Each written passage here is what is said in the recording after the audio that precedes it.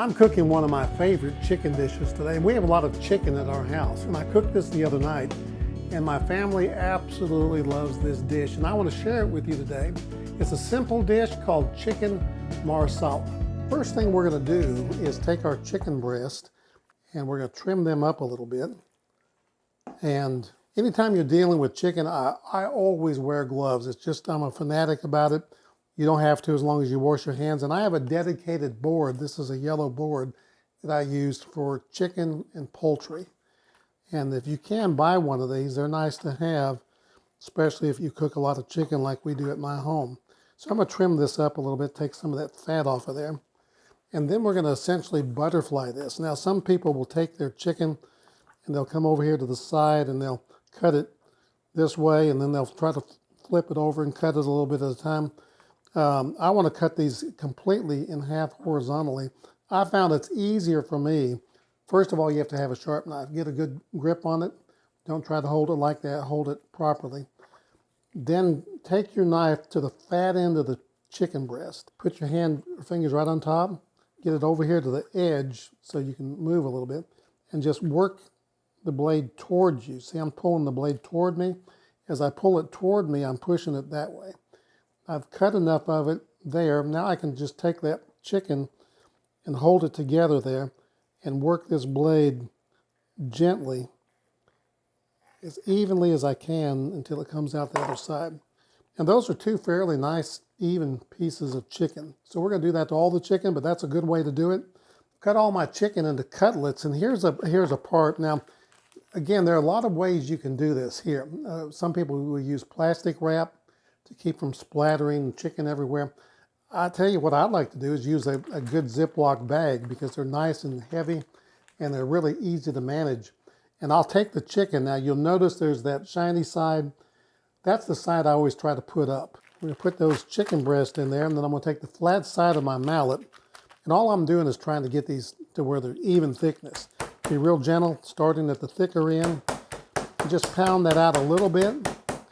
No need to get too excited about it. Pounded out all my cutlets here. I'm going to change gloves real quick.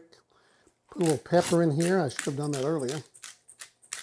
This is just self-rising flour. A couple cups of it.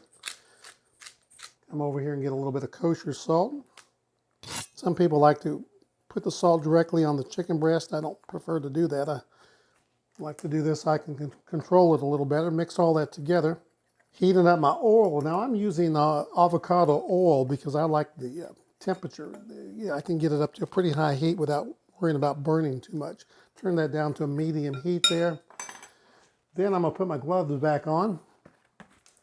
Alrighty, bread these up. All I'm going to do is dredge these in the flour.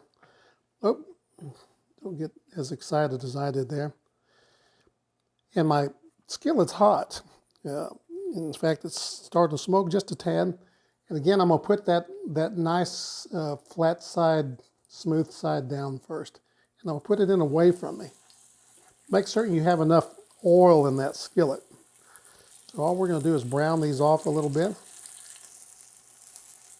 And when you put these in here, don't mess with them. Just leave them alone. You want them to brown nice on each side. And don't try to overcrowd them. Now I am going to try to get one more in here. You don't want to overcrowd your pan, but we're okay right here. I'm going to go ahead and put a little butter in there just for the heck of it, just to give us a little more flavor.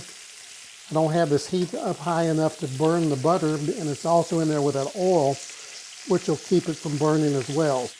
We'll take a little peek. These look like they're about ready to flip over, so we're going to go ahead and turn them, kind of getting golden brown. I'm going to just set these out here on a plate. Put a little piece of paper under there just to kind of get some of the grease off of it. Fond equals flavor. So I'm going to take a wooden spoon. I'm going to turn my heat down for just a second. I got a lot going on here. Don't want to burn anything. And I'm going to scrape that fond off the bottom of the pan as much as I can. It'll all come up eventually in a minute when we deglaze the pan, but let's go ahead and scrape as much as we can here. Look at all that down there, all that goodness. We're going to make a really nice sauce, Marsala wine sauce. That's already warm. I'm going to take some bacon. Now a lot of people don't use bacon in theirs, but this really gives you another level of flavor. Chopped it up into small pieces. I'm going to throw it in there and render that fat out of it. Cook it down a little bit. And that's helping to deglaze the pan a little bit. We'll let that cook, kind of on a medium heat. Okay, the bacon is rendering down here. And we've got it smelling really, really good. I'm gonna watch that heat again. Let's go ahead and dump our onions in there, our diced onions.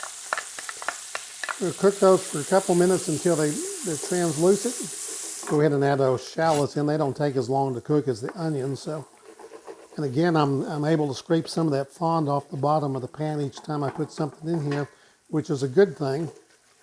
We'll let those cook just a minute. Shallots have cooked, so it's time to add the really good stuff. Let's put those mushrooms in there.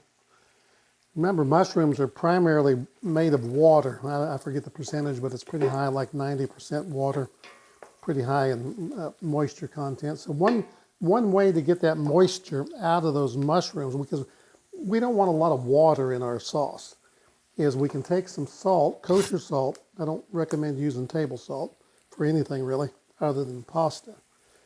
We're going to sprinkle a little bit of that salt on those mushrooms, and that'll help draw some of that moisture out of those.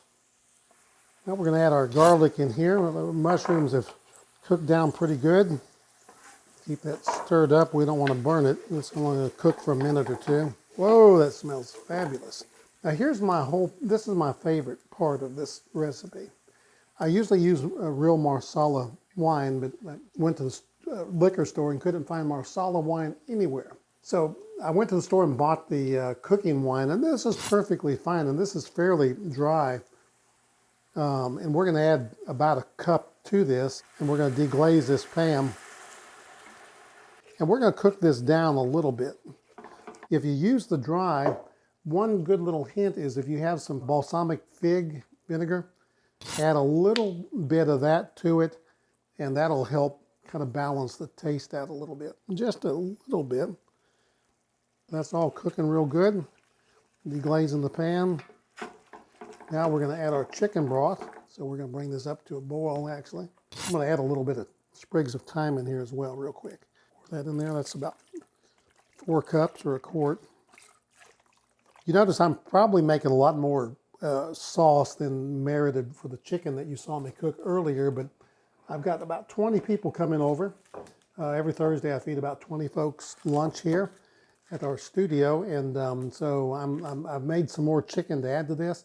But if you'll look in the notes down below the description, you'll see the recipe for 4 or 5 servings rather than this big bulk for 20 people. What I'm going to do, I usually use cheesecloth to put this thyme in there, these sprigs of thyme, but I didn't have any. So I'm going to fish the thyme out of here.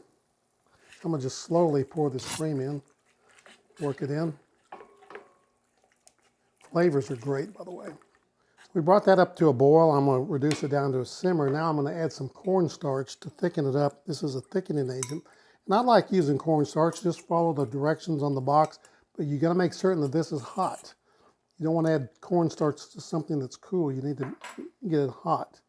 So I'm going to slowly add this in a little at a time until I get it to the thickness that I want. Remember, it's going to get thicker as it cooks, so I'm going to get it just under where I want it. So the sauce is exactly where I want it. It's not too thick, it's not too thin. I think it's just right. And we're going to cut it down to a simmer, or really kind of a medium-low heat. Now I'm going to take these chicken breasts. Remember, these aren't cooked all the way. I'm going to just lay these in here, and we're going to let them simmer in this sauce probably 20 or 30 minutes. And you know, you can do this a day ahead of time if you want to. That's perfectly fine. We're going to add a little parsley in here while it's cooking, right on top, and then we'll probably re-garnish it when we plate it up with some more parsley. Here's what I like about cornstarch. 2 things. One, it doesn't add any flavor to the dish, so it doesn't alter the flavor, and it doesn't alter or add any texture. It's the perfect thickening agent. Pour a little bit of it over here just to thicken this. I brought it back up to a boil for just a second because I just want to thicken this sauce up a little bit more. There we go. It's getting nice and thick here. Exactly what we wanted. So, you know, if you have a little problem, just kind of improvise and you know, go back and fix it a little bit. Not a problem at all. We want this dish to look exactly the way we want it. So And I tasted this, man, this is actually an amazing, amazing chicken marsala. I'm really excited. I'm happy about this dish. That's a bunch of chicken marsala there for all my guests that'll be here in just a few moments. I want you to try this recipe. It's really a great, great recipe. And if I can cook it, anybody can cook it. This is John Woods, and thanks for watching All Things Food. If you haven't subscribed to my channel, do so. Hit the like button if you like the recipe today. Share this channel with your friends. But remember, most of all this week, always not only love to cook as I love to cook, but cook to love. And I'll see you next time.